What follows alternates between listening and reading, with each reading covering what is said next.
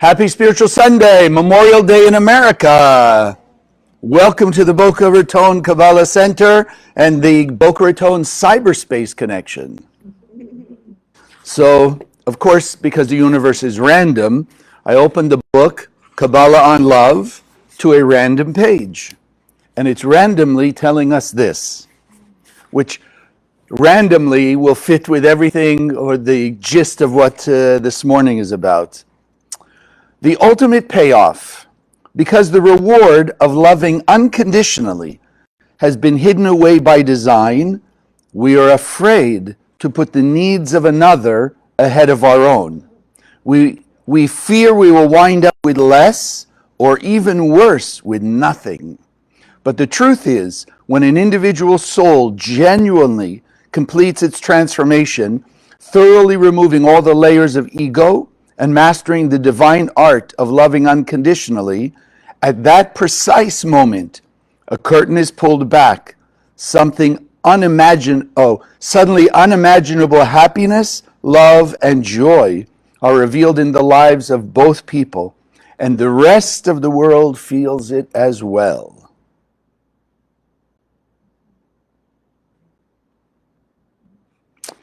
Even better, when the number of human beings who learn to love unconditionally reaches a critical mass, another curtain will be pulled back. And the whole world will transform in that historic moment. Suffice it to say that the more layers of ego you eliminate, the greater your chances of meeting your soulmate. Okay. So what I'm obviously talking about today happens to be the day of Rabbi Shimon Bar Yochai, the day called Lag BaOmer. So I thought even though we think we know, it's always good. There's always more we can learn. There's a renewal and a refreshing consciousness we can get, and hopefully we get that. But you have to wait. Put the restriction in. We are going to do our affirmation. Those of you online, let's see who's around. Ooh. Hong Kong, Portland, Oregon, Cape Town, Florida, and Macedonia. Okay. Welcome to all you foreigners out there. Isn't that interesting? You're on the World Wide Web. Nobody is a foreigner because everyone's interconnected in the same place at the same time. Right? Okay. So let's say it together, those of you online, those of you here. Consciousness is everything. I raise my consciousness today to see the miracles and wonders of life. I commit myself to behave with greater love, compassion, and kindness towards all human beings. Like we just read, right? The more we act unconditionally, the more we actually are blessed and blessing the world. So I was thinking of another way, ways to get started with this, because it is Rabbi Shimon Bar Yochai. It is the Zohar, which we'll also read a little bit from the Zohar, but it's, at least from the Kabbalah Center point of view, the most powerful day of the year, because it's the day that Rabbi Shimon came into the world, and we know Rabbi Shimon is the conduit to bring the Zohar into physical writing. Moses got it on Mount Sinai, verbally, orally, and he wrote down the 5 books of Moses. So like you and I understand it, the body and the soul.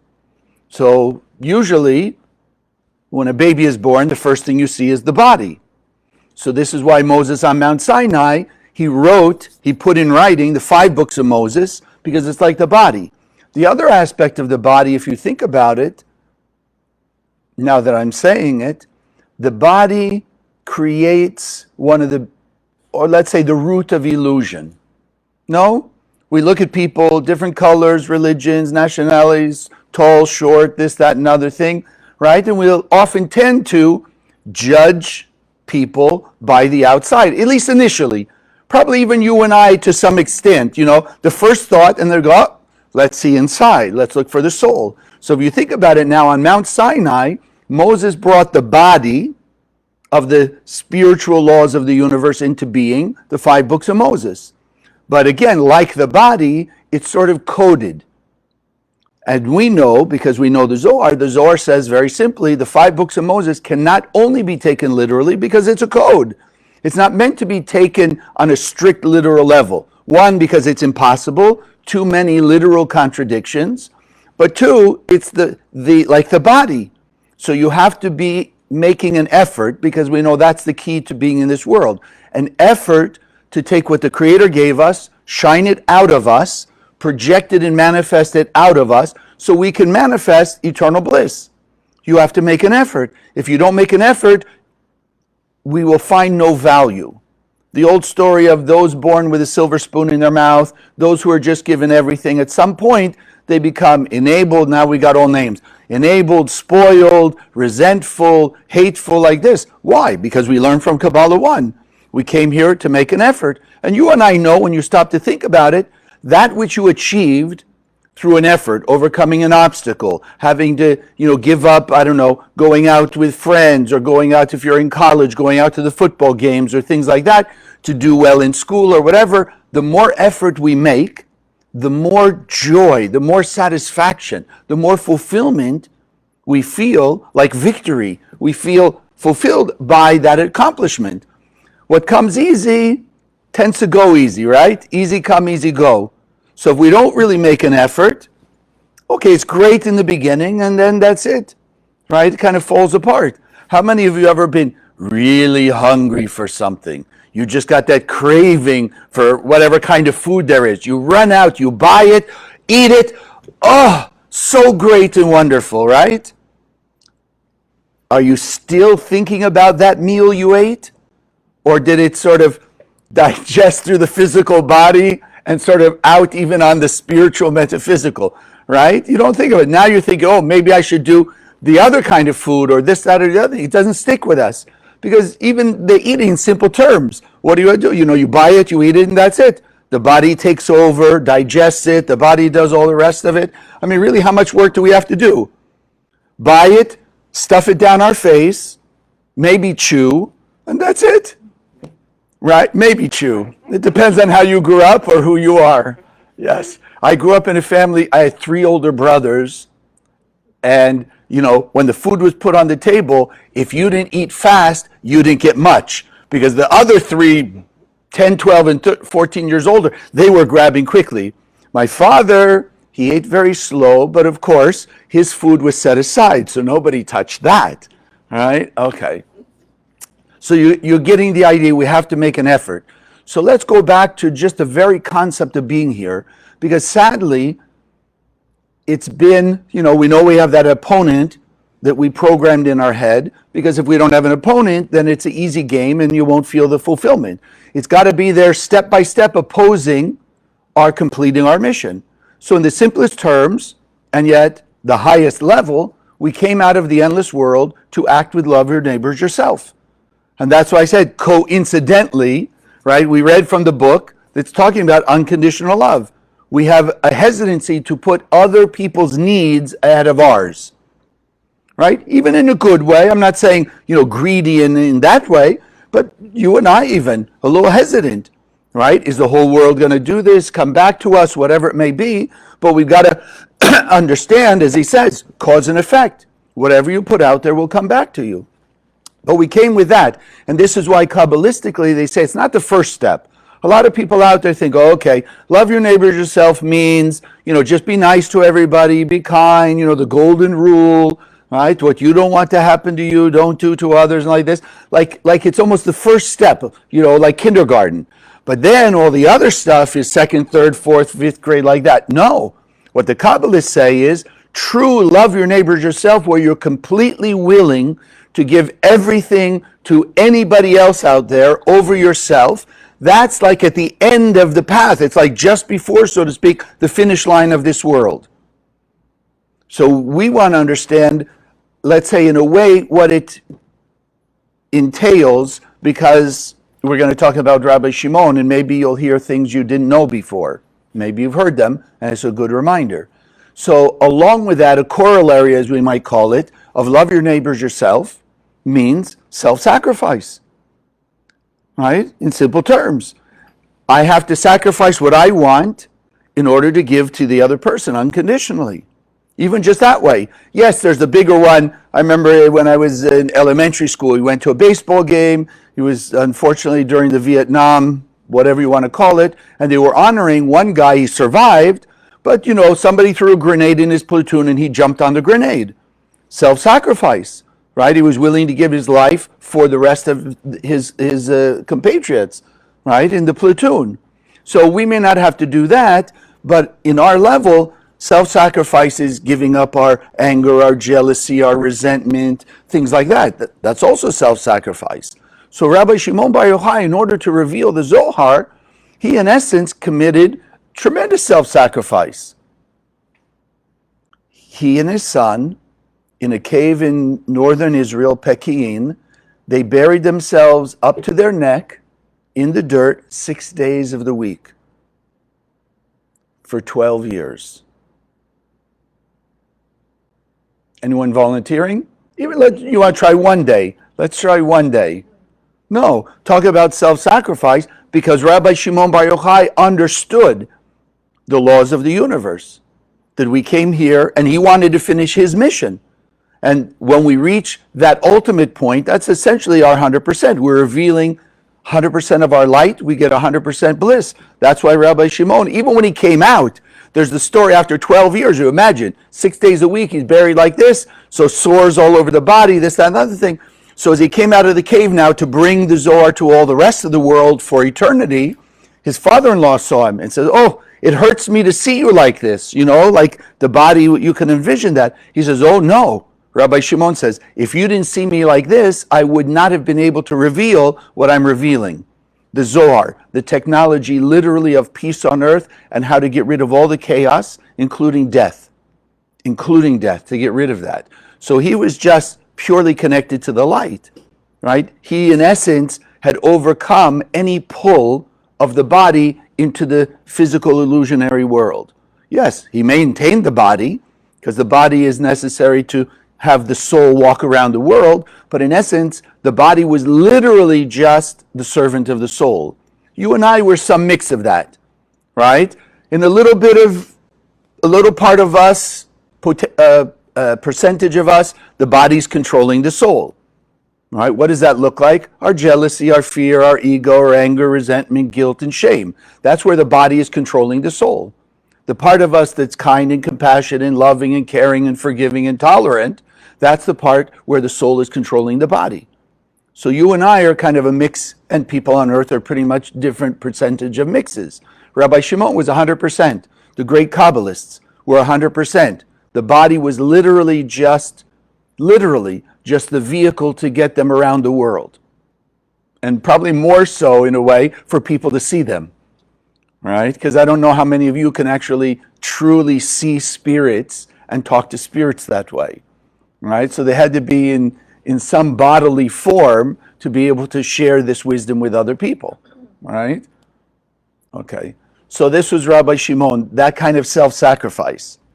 You also read about Moses in a way, did the same thing, right? He achieved his level of Moses in that lifetime, and he was willing to spend 40 years taking all of us. And I want to also let you know this idea, because I think we'll read a piece of it that involves, when the Zohar talks about Israelite, you're talking thousands of years ago. It doesn't mean a Jew. It doesn't mean those from the land of Israel.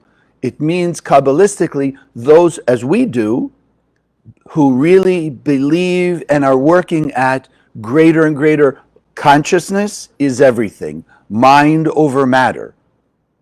Kabbalah 1, what for me, well, there are a few very impactful points, but probably one of the most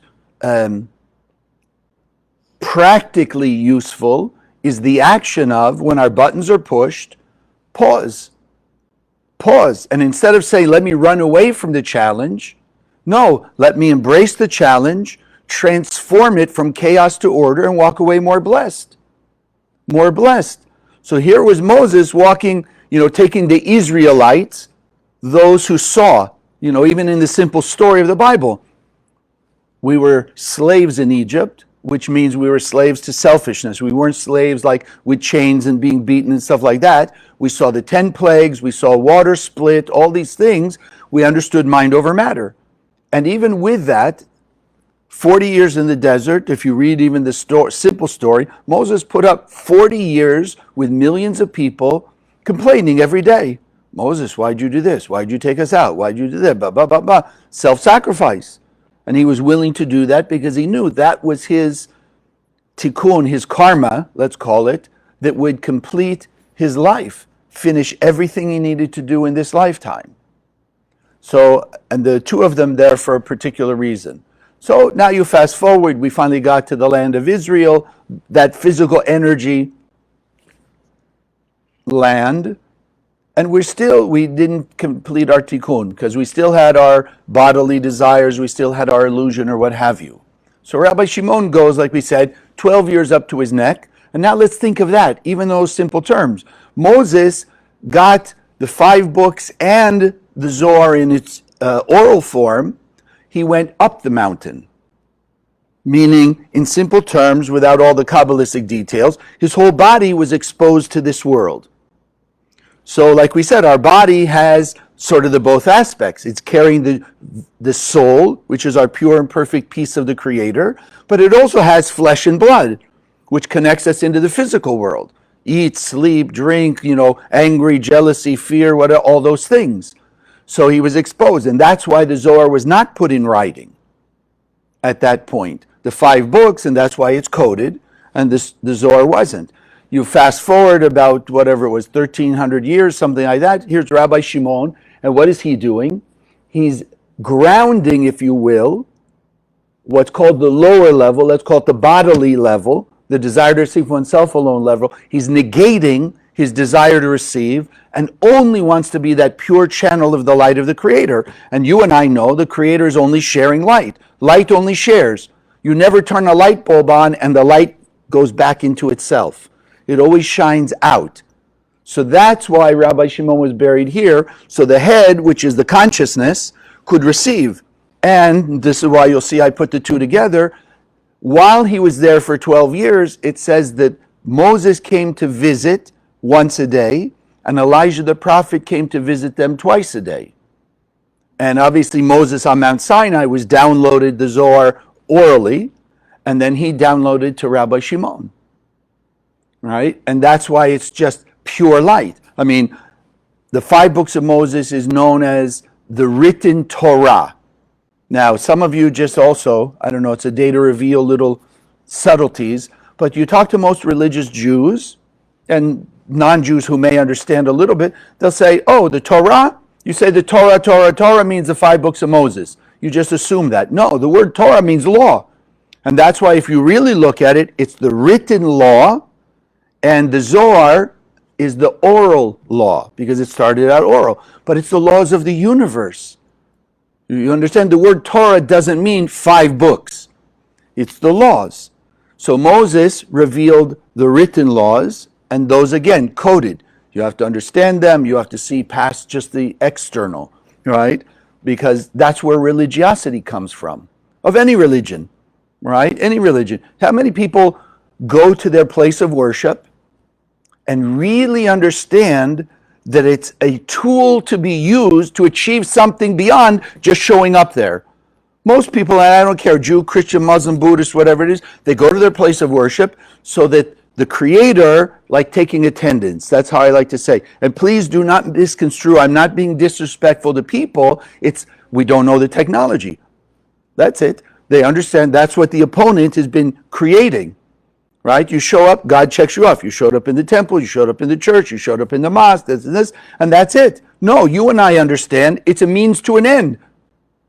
How many of you drove here? I know you online, you didn't drive. Okay, so how many of you online played with your computer to watch us? Those of you who are here physically, you drove here, yes? Was the purpose of getting in the car just to sit in the car and play with the steering wheel and the pedals? No, the purpose was using that tool called a car to get here to the center. For those of you online, you can, do like this on your computer. That's not the point. The point is not just, pretending like you're typing on the keyboard. It's achieving the goal of connecting with this Facebook page so we can be together on Spiritual Sunday. It's a means to an end. It's not the end itself. But sadly, that opponent has created religion, number one, out of Kabbalistic teachings by limiting it. Here, just do the action. So if I do like this, you can see, like this play, it looks like I'm using the computer, but no, I'm not, right? Because I'm not really touching. Or if you take your cell phone and you just open up, you go, it looks like you're using the cell phone, but if you haven't turned it on where it's be able to call, it doesn't work. And so most people go like that, just to be checked off. No. So what Rabbi Shimon was doing was he was bringing the consciousness behind the code, the way to unlock the code of the 5 books of Moses. Simple.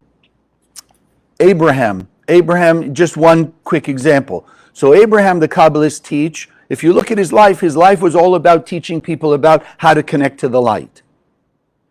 The first one, that's why they say, the tradition says, he took the polytheism and he said, no, there's only one God, like that. No, the Kabbalists understand that what was really going on, like in a certain way we understand even the Kabbalah Center. We understand every astrological sign, every configuration of what we call the astrological signs. We're in Taurus now, next will be Gemini, things like that, has an energy.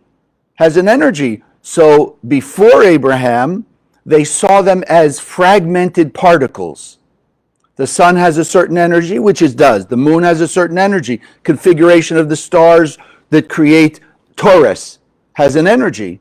And so they were connecting to each one, but fragmented, right? Like separate from each other. Abraham came and said, no. Yes, there's power in all of them, but there's a quantum universe, mean they're all interconnected and unified.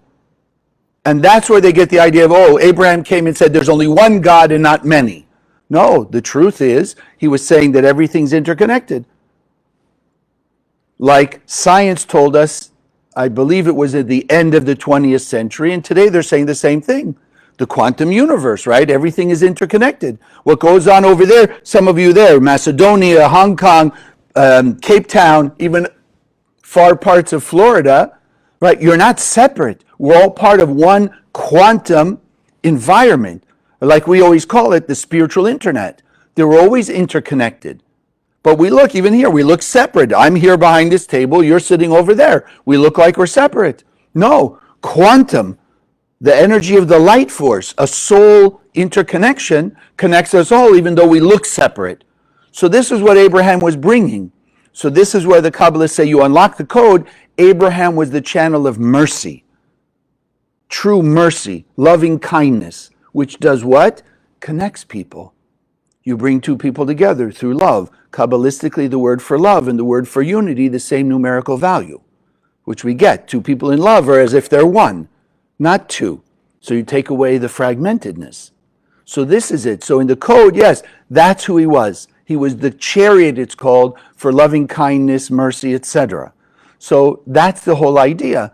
And so when Rabbi Shimon put the Zohar in writing, he was giving us the ways to clearly see how to unlock the code of the Bible, because sadly, most people read the Bible and they say, oh my God, this is great. God is jealous, God is envious, God rewards, God punishes. And so what happens? The opponent in the head says, put it aside.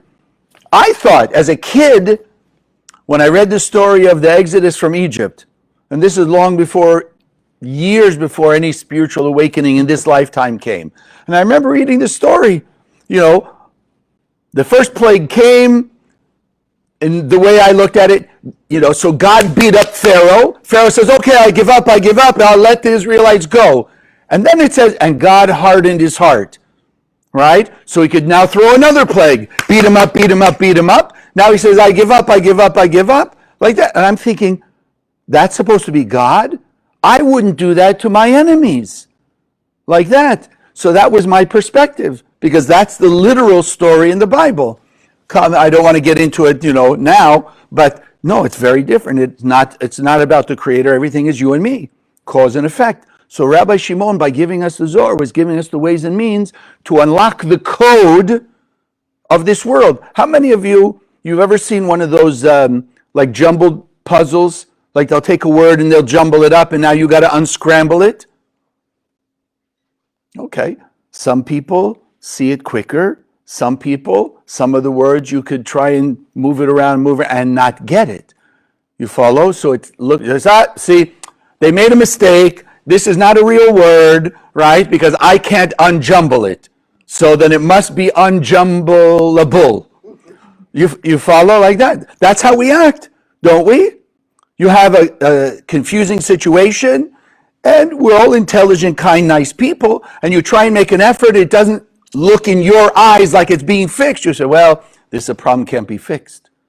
Even at best, you say, okay, can't be fixed, that's just the way it is, I have to accept it, deal with it, whatever. Or worse, people say, oh my God, this is overwhelming. I'm trying to do this, that, and the other thing, and it's just impossible. No, because you don't know the code.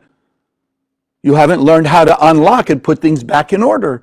That, for me, is the most powerful thing the Kabbalah Center is teaching every human being on earth. How to look at things that are jumbled up in the world, chaos. Chaos just means disarray. Doesn't mean there's no order to it. And interestingly enough, the end of the 20th century, guess what the physicists came up with?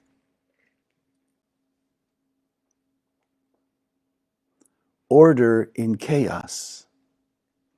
They saw that there is no such thing really as randomness. There's an order within it. Yes, like they'll say, you may have to go like in a big macro picture to be able to put it together, meaning if you only see a small picture, it's chaotic. When you can stand back and look at the bigger picture, you can start to see, the order in it. The order in it. You and I who learn Kabbalah, we know everything is cause and effect to the most exact details. So it gives us more power. So we learn how to see through the illusion, through the fragmentation, through the chaos and the confusion. For me, that's the best thing because it gives me greater peace of mind. Yes, I feel the pain of what goes on out there. People are suffering and all the trouble. But having peace of mind, because I see the way it works and I can see the order in it, gives me greater ability to do what I do to help people take away their chaos, put things back in order. But if they're in a chaotic mood and I were in a chaotic mood, who's going to put it back in order? But if you have one person who's in a little chaos and the other one's in order, you understand, you can draw them into the order. So for me, that's what the center has done for me, especially in these last number of years. I can see because I read from the Zohar, I understand the system. It gives me a sense of peace. Again, inner peace for me, therefore I can be more effective at helping the students that I mentor or people I speak with, things like that. It's like if somebody falls into quicksand, you jump in the quicksand with them, neither one getting out. But if someone falls into quicksand and you're standing on the solid ground, you can pick them up and pull them out. It's not a complicated concept, is it? But what do? We tend to, because of that opponent energy, that parasitic opposition we put in our own head, we see chaos out there and we allow ourselves to fall right in. It's like you just jump right into quicksand with them. So now two people trying to get out, but there's nobody standing up on solid ground to pick us up. Right? Like that. That's why what you see in the world is going on in the world. So the Zohar says like this. So this for me is probably for me, I consider it the most important verse in the entire Zohar. And I'll just read you the English. Makes it a little easier. So he says like this. This is the exact verse. And it's verse 90 under section 5 in the portion of Naso, if you want to look it up, which in the English is volume 17. So he says like this. He's quoting from the prophet Daniel. But the wise shall understand, Daniel 12:10, since they are from the side of Binah, which is the tree of life. Tree of life meaning the pure light. No illusion, no chaos, just pure order and the solution for anything we would call chaos. For them it is said, and they who are wise will shine like the brightness of the firmament, like of the heavens, with your composition of Rabbi Shimon Bar Yochai, which is the book of the Zohar. And I emphasize that intentionally. The book of the Zohar, which is from the light of the supernal Ima, called repentance. Now, there's the energetic repentance. Repentance is not just sorry, sorry, sorry. The Rav used to say, if, like we've all probably had it, you're sitting at the movies or at a theater or whatever it is, and somebody's walking down the row there to get to their seat, and they step on your toe. So the Rav would say, this person steps on my toe, of course they're going to look at you, please, excuse me, forgive me. And the Rav, the first time I heard it, you're shocked. The Rav says, no, I don't forgive you. You look at the Rav, I'm thinking the Rav, one of the most loving people, I'd have to say the Rav and Karen, two of the most powerful, loving people I've ever met. And the Rav's now saying, I don't forgive you.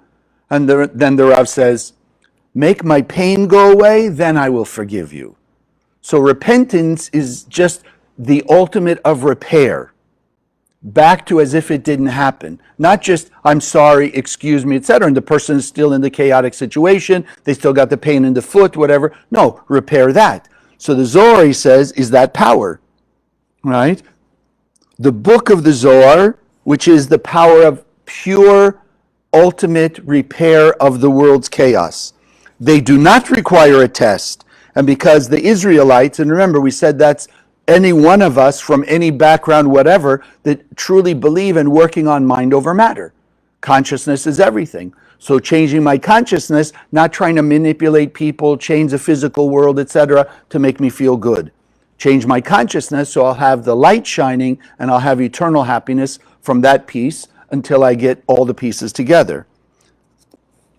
Do not require testing because Israel in the future will taste from the tree of life, which is this book of the Zohar. They will leave the exile with mercy, and it will hold true about them. And so the light did lead them, and there was no strange God among them. So think about it. Every time we're angry, jealous, fearful, guilt, shame, we have created another God. Because why do we react? We react because we're uncomfortable, we're feeling a lack, and we react to get instant gratification. Well, what does instant gratification mean? Either the person that's in the situation, the people in the situation, or that situation itself becomes the person's God. Because by reacting, they're taking energy from the group, from the situation, to make themselves feel satisfied. Therefore, they've created those people as their God, their idol. They've created that situation as their idol. That's the other God. That's not the light. That's the instant short-circuited gratification. No, that's what you and I are learning. The Zohar is the power to wake us up so we can act like the light all the time. And therefore it says we'll leave the chaos with mercy. Why? Because we're doing it ahead of time. What's better, prevention or cure? Cure is better than prevention? Prevention. You prevent the problem. It's a lot less painful. It's uncomfortable, right? But it's a lot less painful than the cure, going through the pain and then trying to cure it. Person has a heart attack.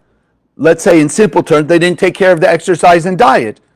I knew somebody years ago, the doctors told him, look, there's a sign here. He thought he was healthy, eating all kinds of stuff, whatever. Doctor says, why don't you start looking into a little bit of diet, a little bit of exercise like this? No, I'm okay. He had a small, thank goodness, a small heart attack.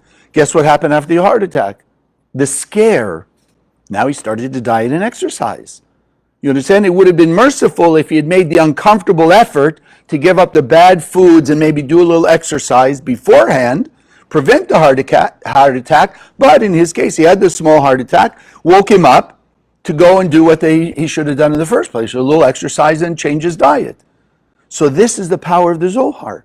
Because you and I understand, and this is why usually at the end of Spiritual Sunday, right, everybody needs one of these, at least one of these, a pocket Zohar, keep it with you, this, that, right? The Zohar is not called the 5 books. It's not called the Bible. It's called Zohar. Zohar means illumination, like a tremendous flash of light, because that's all it is. And that's why I read, for me, that verse, the book of the Zohar. Yes, you and I want to learn from it. Yes, we would teach from it, but it's the book that just radiates infinite light. Infinite light. Now, let's go.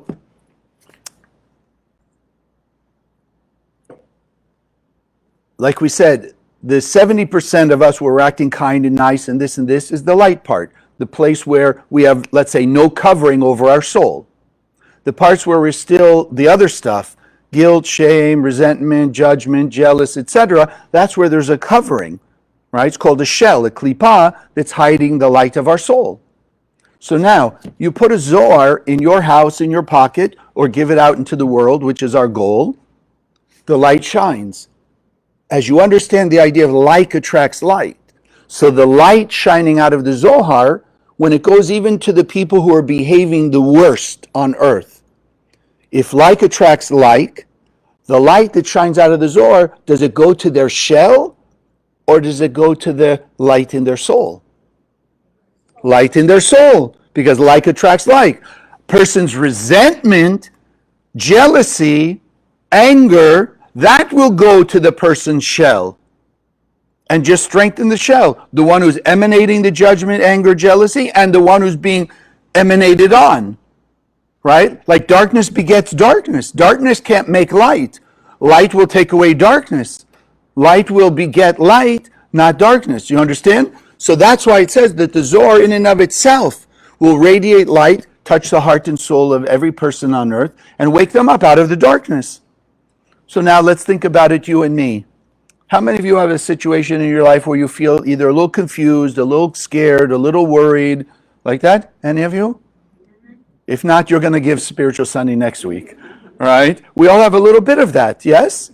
Which means we're in the dark. You understand? If we could see clearly, we'd already know what the right answer is. In simple terms, if you've got two choices, right? So here's choice A and choice B. But you can only see with your limited vision certain distance in either of those choices. Right? Let's call it like a tunnel. Okay, they're 100 feet. So you only see 50 feet in both tunnels. That's why you're confused. Because you see the beginning, take this job, take that job. Right? Do this thing, do that thing. Be with this person or that person. But what do you really want to see? What happens at the end? At the end of that tunnel, the 100 feet, are you going to be loving and kind? Is the job going to be fulfilling or whatever it is? But you can't see, so you're confused. You understand the idea? So that's why we get that confusion. You turn on enough light. If you had a flashlight that would shine 100 feet, then all you have to do is shine in this tunnel. What's at the end? Shine in this tunnel. This choice, what's at the end? When you see the end, you see one makes you happy and one makes you miserable. Is it really a difficult choice now? Are you really going to go down the path that makes you miserable? No, because you see clearly. So when you spread enough Zohar, which is the only mission of the center ultimately, yes, we teach Kabbalah, we change people's lives through the understanding, but at the end of the story, even as the Rab said, it's all about the Zohar. And when people come to understand by using this technology, they come to understand like you're learning the power of the Zohar, then they'll help us spread the Zohar all over the world. Because it's to our benefit. Don't think we're being so kind and nice and, like we're so altruistic. No, if there's no darkness in the world, then there's no darkness from 8 billion people that can come back to us. Simple terms, if you could enlighten all the people today who are stealing to see clearly that every time they stole $1, they lost 5, but people who give money charity, they get 10 times the amount. What do you think the thief is going to do? You think the thief is really going to steal and lose $5 if they could see that? No. So this is the point. By spreading the light, everybody will start to see. So if we can spread enough Zohar that there's no thieves, then you and I could leave our door open. We could leave money on the floor, walk away for days and days. We'd never have to worry about it because there's no thieves. You wouldn't have to have fear of being physically hurt, heaven forbid, because there'd be no violent people. Because that's not what the Creator created. Creator created us, as we often say here, pure and perfect beings of light. So if you'll wake up the light inside, people will start to have that feeling. They'll see the distinction between their negative behavior, their positive behavior. They'll start to understand in their own eyes, not because you and I tell them. How many times you tell them it's not good for you, not good for you? They'll keep doing it. Why? Because in their eyes, in their experience, they enjoy it, right? They do their bad habit, they do their active behavior, instant gratification. So they're not going to listen to us. But if it comes from inside, and they see and feel with their own being, steal $1, lose 5, give charity, get 10 times back. Of course they're going to give. They'll be kind and forgiving instead of hitting people because they see it comes back to them 5 times, or they get 10 times the forgiveness and the kindness and what have you. That's what happens by spreading enough Zohar. Critical mass of Zohar, the light controls the universe, everybody sees clearly. Now there's no more confusion. And at that point, everyone will just go to make up for all their reactive behavior. Because you'll still have the debt, but we won't be creating more debt, more spiritual debt. You just go pay it off. Right now, all of us, in some way, we're adding a little bit of debt, we're taking away some of the debt. Because we're all, especially those of you, who are learning in the center, we learn how to change our nature. We learn how to go the next level. So we're paying off some, but we still have debt left over. You follow? Most people out there, they're just creating more and more debt by more and more reactive behavior. So the only hope we've got, in my eyes, unless you can tell me you've seen something in the last 4,000 years that's really changed the planet. I don't see it. I don't see any other way at this point. So it's just as simple as you're confused, you're in a dark room, you've never seen it before, there's obstacles there, things strewn all over the room, and somebody's like screaming at you and essentially forcing you to run across the room. How do you feel while you're standing there? You're a little scared, no? You don't know what obstacles there are, you could hurt yourself, this, that, nothing, right? You haven't moved one step yet, but you already know there's obstacles, you're in the dark, and you're going to be forced to go across the room, you're scared. Now, I come in, I flip the switch, I turn on the bright lights in the room. The obstacles are still there. You still have to cross the room quickly, but are you with the same amount of fear or animosity or anxiety? No, because now that you see clearly, you know how you can navigate around the obstacles and get to the other side. It's the same idea. The same idea, except it's enlightening on a life level and a quantum level and in the things that we deal with every day. That's it. That's all it's about. So I'll tell you one quick story, and then we'll sort of finish and we'll go into our meditation. Okay, 2 things. First, I'll give you this example. Okay, I already used the dark room, but let's go like this. So let's say I lay here on the floor, a steel beam, but the steel beam is like 6 feet wide and 2 feet thick, right? So it's solid. You understand the idea? And it's nice and wide. And if I said, let's get up and walk across it, would you have any hesitancy? No, you pick up, it's 6 feet wide, it's plenty, right? Okay, you step up on it, you walk across 20 feet.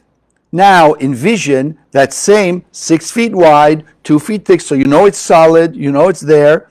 Now you put it across 2 balconies that are 30 floors up.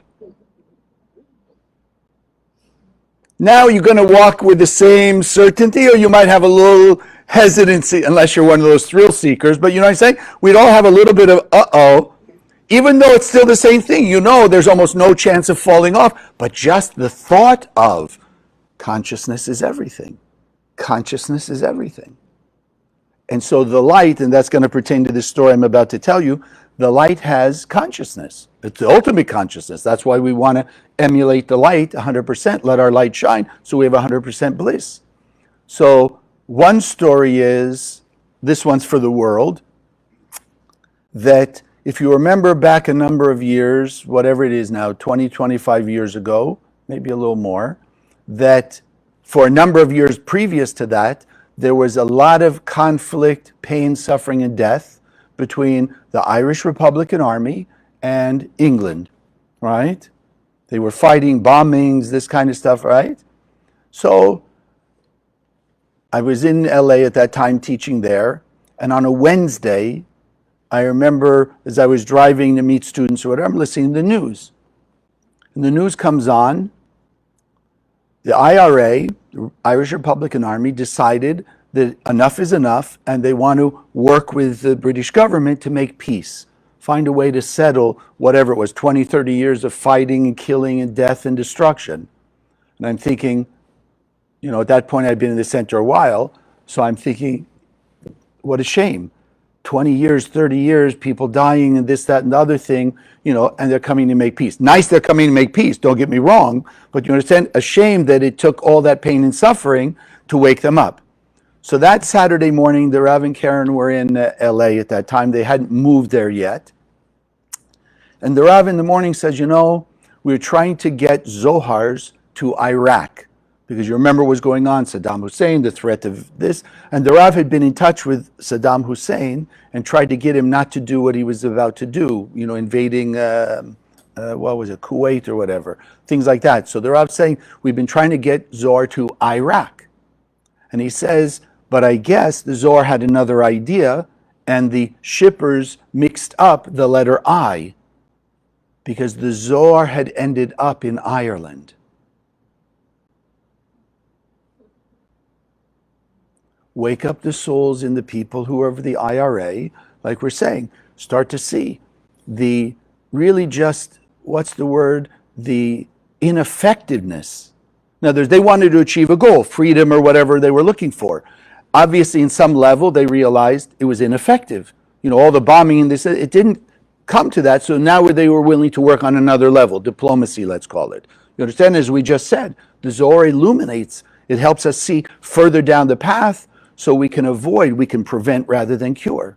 So that was one. For those of you here locally, and yes, you those of you online, you can eavesdrop with us. But those of you who lived in Florida, at least the last 20 years, you will notice, or at least you will now, that since 2005, other than a tiny little bit, I think it was a couple of years ago, thousands of hurricanes threatened to come to Florida, and none hit, which has never, ever happened in the history of Florida.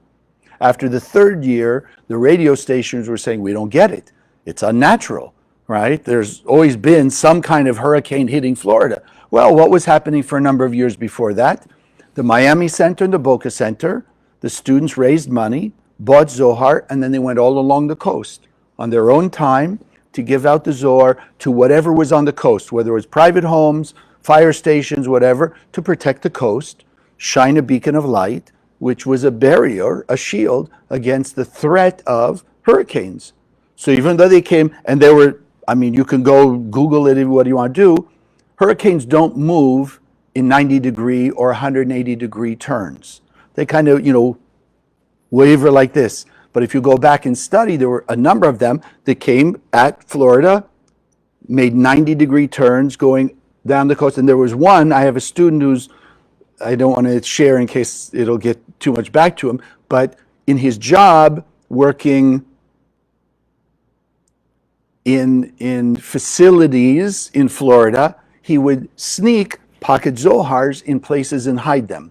So he was watching, this one hurricane was coming, threatening, and all of Florida, the FEMA managers were all talking about what are they going to do, what are they going to do, and as they're watching it, he called me right afterwards, comes this way, and it turns around 180 degrees and went back, literally 100, never does it. That's impossible. It's unnatural.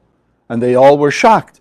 So this is the power of the Zohar. So imagine what the Zohar does when it's in your pocket, when it's in your car. And this is why the mission of the center is encouraging you. So on the day of Rabbi Shimon, one, appreciate that you have the Zohar. And I know, because I can hear the opponent already, yeah, but I had this and I had this, things have happened. Yes, but how do you know, and this is where, and I'm not asking you just to blindly believe it, but think about it. How do you know that what happened wasn't less than it was supposed to? In other words, like the dimmer switch, although I don't see many of them anymore, but I remember a dimmer switch. You walk in a room, it's dark, you have a dimmer switch. You turn it up a little bit of light takes away a little bit of darkness. But light will always take away dark. You turn it up more powerfully, takes away more of the darkness. You turn it all the way, all the darkness goes. So the same thing. So like the students of the center, they say, oh, thank goodness, the hurricane stopped hitting Florida. Okay, but the ones that I had interaction with, I remind them, that's great and wonderful. Thank goodness no hurricanes, but tell me, is there no whatever violent things going on? Is there no drug abuse, domestic abuse? There are no people dying of diseases?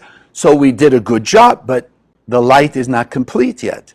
You follow until all the chaos goes away. There's more Zohar to go out there. So make sure you have it, your pocket, your purse, your car, your house. If you have kids, put it in their backpack, whatever, and make sure that other people are getting it. So if you want to join, just a quick plug for this, next Sunday, we'll be here, but either before, if you want to, I love you all, But if you want to go out, because this is at 11, but 10 o'clock they're meeting here in Boca to go out. The whole world, all the centers around the world are going to go out and hand out Zohar next week on Sunday, a day of global unity. So if you've never done it, don't worry, you'll go with people who've experienced it before, and you're adding your energy to it, right? But take some time today, every day, to hand out Zohar, but make a commitment to show up next Sunday, even if it's for a half hour, whatever. You don't have to be all day, but make a commitment to come and join students of the centers to go out. If you're near Miami, go to the Miami Center. They're doing the same thing. If you happen to be in the Mexico Center or the London Center or all the centers, where there are centers, go. Join the group and start handing out Zohar. But we want to realize on the merit of Rabbi Shimon Bar Yochai today that really we have in our hands the solution for all pain, suffering, and death. One, we have to accept it. And then two, we have to make the preventative effort in our own life as well as other people's lives to go hand out as many as you can. And I'm not telling you coerce them. I'm not telling you proselytize. No, you just offer like anything else. I mean, imagine you go to somebody and say, hey, I got $20 I'd like to give you, right? Are you really going to feel bad if they don't accept it? No, you're going to feel, oh, too bad for them, right? I was going to give them. So if you're coming with a book of the Zohar and you say, look, I'm a student of the Kabbalah Center. This is a holy book that shines the light of God, and I'd like to give it to you as a gift just to keep around you for health and protection and peace. Okay. 99% of the people say, thank you very much, they appreciate it, etc. And that's it. You come with love, like attracts like. You come with care, you'll reach the heart and soul of people. But that's it. If they don't take it, okay, you move on to the next. But don't feel bad. Don't let your ego get in the way. It's too bad that they didn't accept it. Okay, let's make it $100. Now you even feel more, bothered, sorry for them that they didn't take it. But that's the idea. The end of pain, suffering, and death is here. And that's why I read you that one particular verse. Rabbi Shimon did what he did to give us the ability to do that. The Rav and Karen, also, if you know the story, self-sacrifice. When the Rav learned from his teacher, who learned from his teacher, Rav Ashlag, the founder of the center, they only had, at best, a few students. Ultimately one. Rav Ashlag had one Rav Branwine. Rav Branwine had one the Rav. Fortunately for you and me, Karen was blessed from above to meet the Rav, and obviously for almost 50 years be married to the Rav. But she's the one who said, you know what? We have to find ways to teach Kabbalah to every person on earth. We have to be able to make centers where people can be unified in consciousness with the same mission. But the stronger the light that shines from us, programming that opponent has to also fight stronger, right? Not overwhelming, but like you move up one notch, it's got to move up one notch. You move another notch, it's got to move other, because it always has to be the opposition. Otherwise, you don't feel victory. You don't feel you made any effort, and therefore it's not as satisfying. So the more that we're spreading the Zohar, and I know I keep reminding you, we're up to, all last year we gave away about 100,000 Zohars. Since October, right, in whatever it is, 6 months, we've been able to give away almost 500,000, which is half of our goal for this year. Our goal is 1 million. But what speeds it up? Look around the last couple of years, all the pain and suffering, all the various conflicts, all the terrible stuff, people starting to wake up. Prevention is better than cure. So let's take the blessing from Rabbi Shimon Bar Yochai and decide, but commit ourselves. I want prevention, even though that's uncomfortable, whatever, go out with that, support the Zohar project, give and help more than I've done up to this point. But just remind yourself, it's a lot less painful than trying to cure the problems after they happen, right? So on the merit of Rabbi Shimon, may we all just be blessed to have an awakening, let's call it, of our mini Rabbi Shimon inside our heart and soul that's made of the same light that every human being is made up of, and that Rabbi Shimon, right, and all the great Kabbalists was made up of. So we have that awakening, and may we go out with the blessing of Rabbi Shimon, the power of the Zohar, and our consciousness of unity to reach the heart and soul of every person on earth, to the extent that they will immediately, like the prophet Jeremiah says, in a blink of an eye, the darkness will go away. God bless.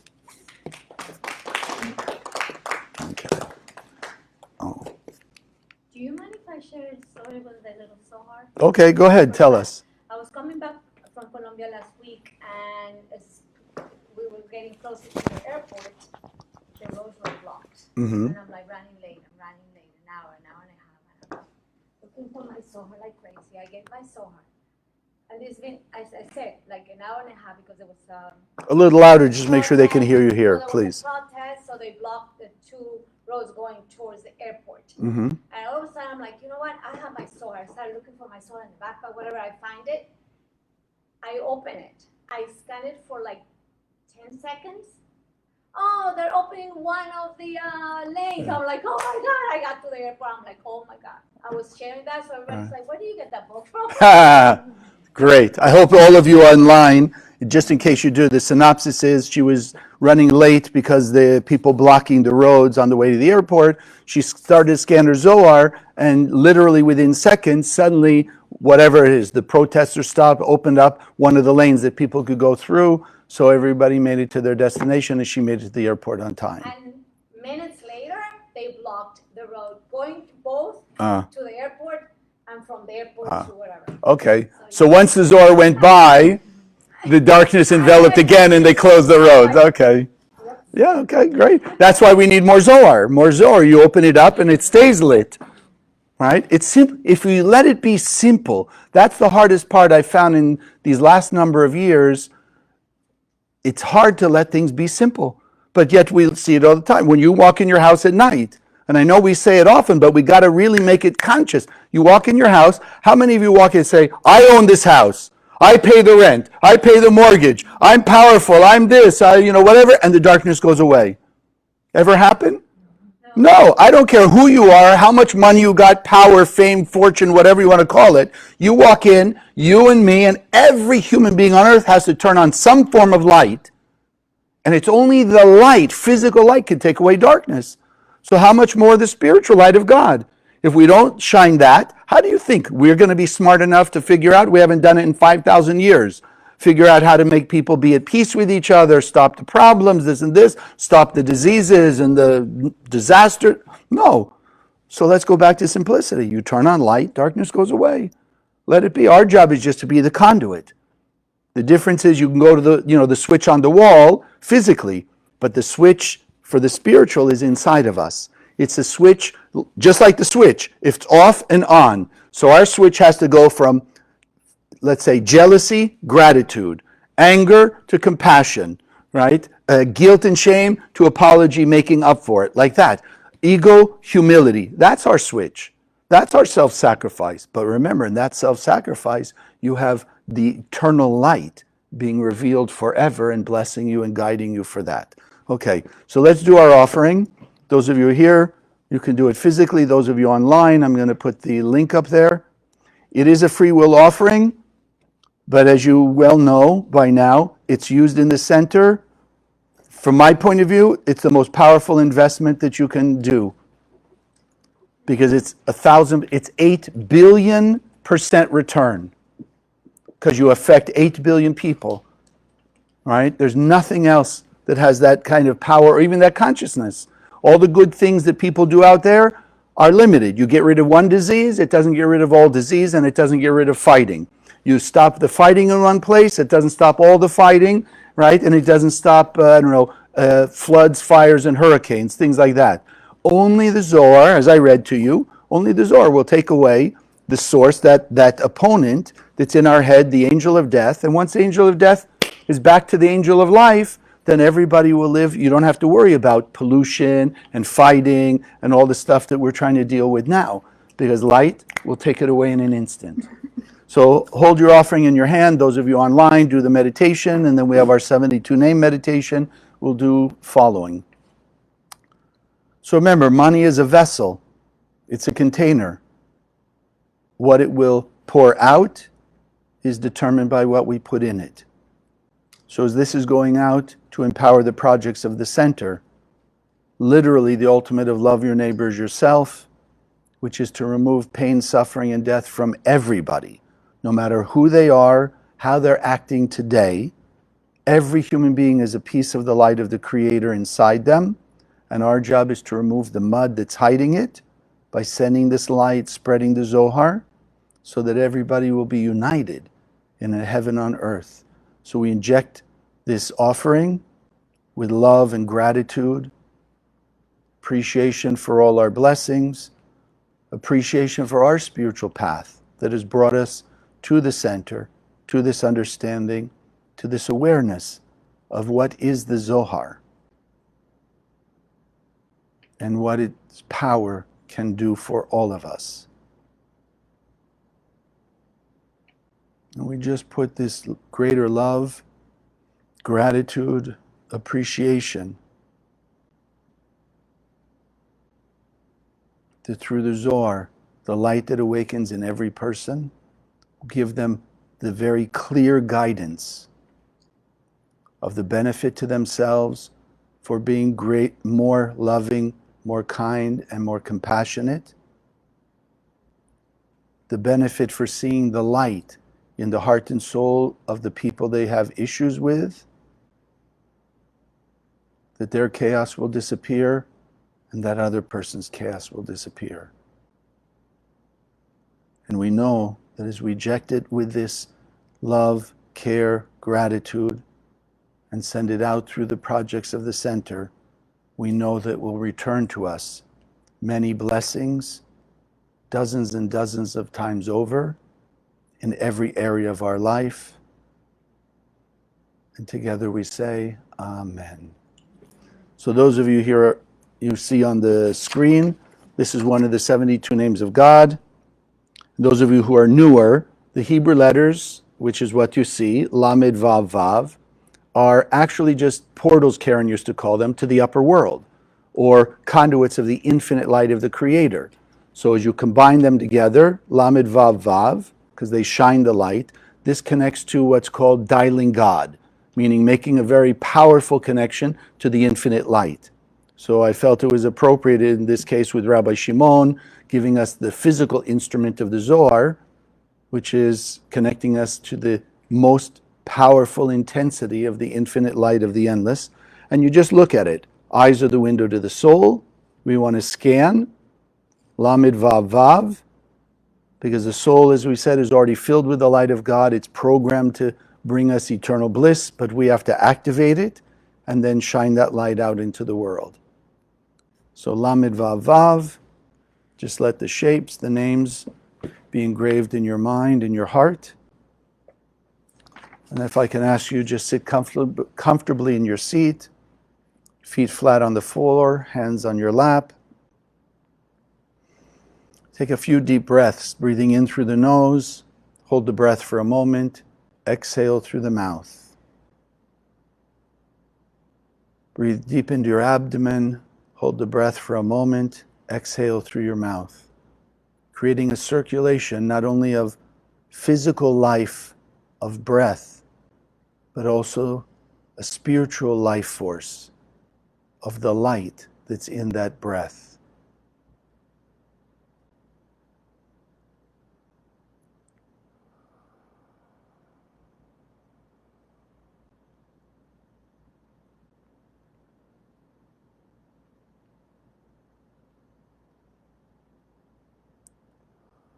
Allow yourself to use this physical and spiritual life force of breath. Relax you, settle into your seat. Feel the embrace of this infinite light within and all around you.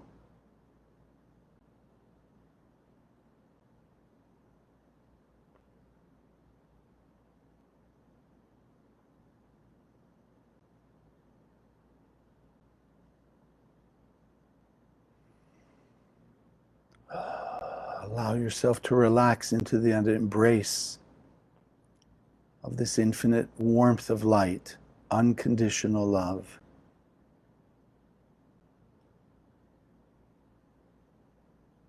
Allow the gates of your mind, the gates of your heart to open up even more than they are already. And let's envision together, just above our heads, Lamed Vav Vav.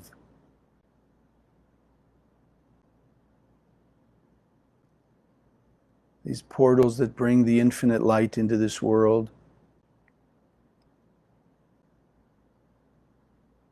these particles of light, channeling it into the world.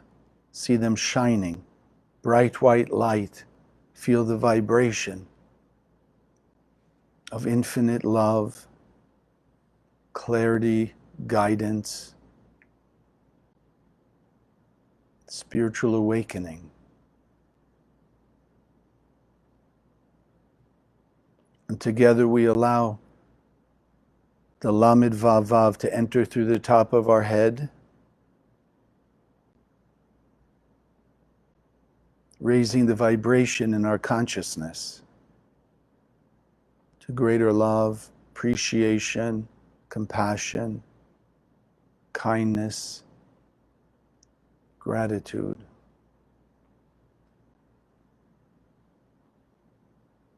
Also listen to the voice of your soul that's being awakened to its next level for your personal guidance, clarity in an area of your life you've had confusion, had a sense of lack and or pain. Lamed Vav Vav, dialing to the Creator, to the pure light. So strengthen your desire for clarity, for the inspiration from the light, from your soul, and commit yourself to surrender and follow whatever that guidance tells you to do.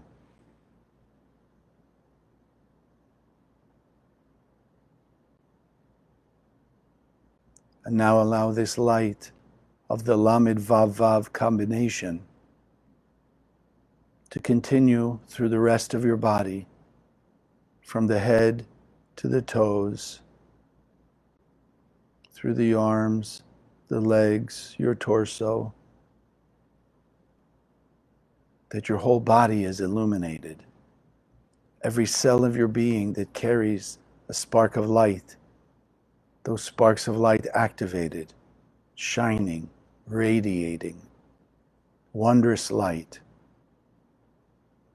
and the consciousness of the Creator, pure, unconditional love.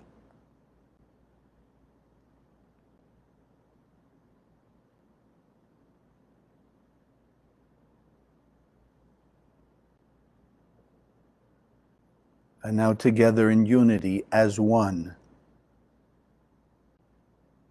let's meditate to extend a beam of light from our heart and soul out to the heart and soul of all our friends and family, all the people we work with. See it weaving its way through each of those people, activating the DNA of the Creator in them. Be aware of those that you see having an aha moment, because that piece of light has just given them clarity. That last piece that they needed to see clearly how to behave, what to do, that reveals greater light in their lives and the lives of those around them.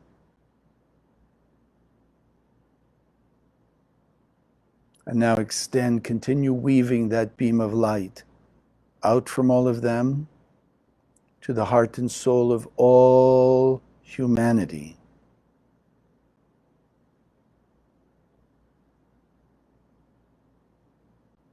Reaching every human being's heart and soul, activating the DNA of the Creator inside every person.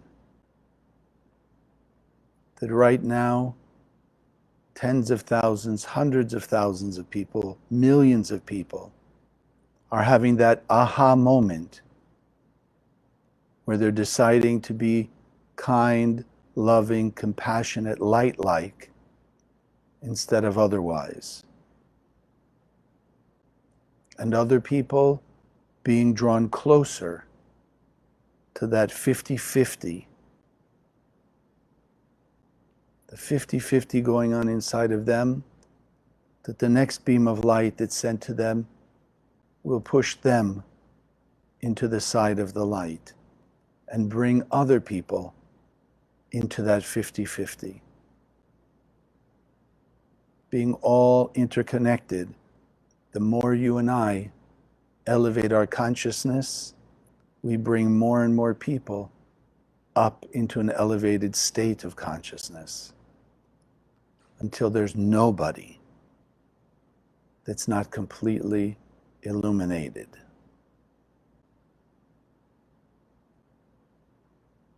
Lamed Vav Vav. Accessing the pure infinite light of the Creator and manifesting it through every person on earth.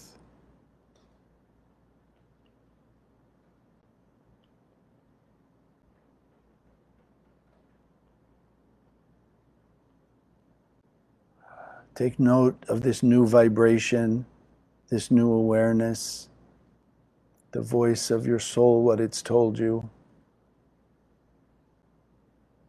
Recorded in your mind, your heart, and your soul. That is now solidified and allowing you to move the next level up.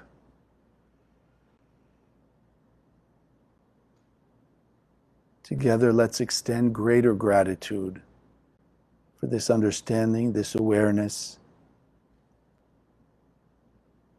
and for the blessing we have to be here, learning what we're learning and understanding what we understand. That we can draw all people into this light.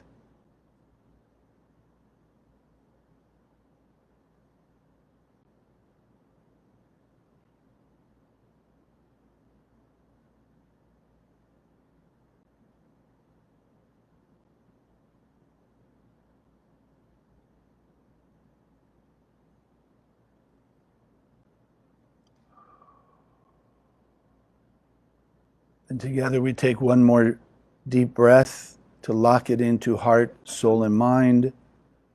And as you exhale, slowly opening your eyes.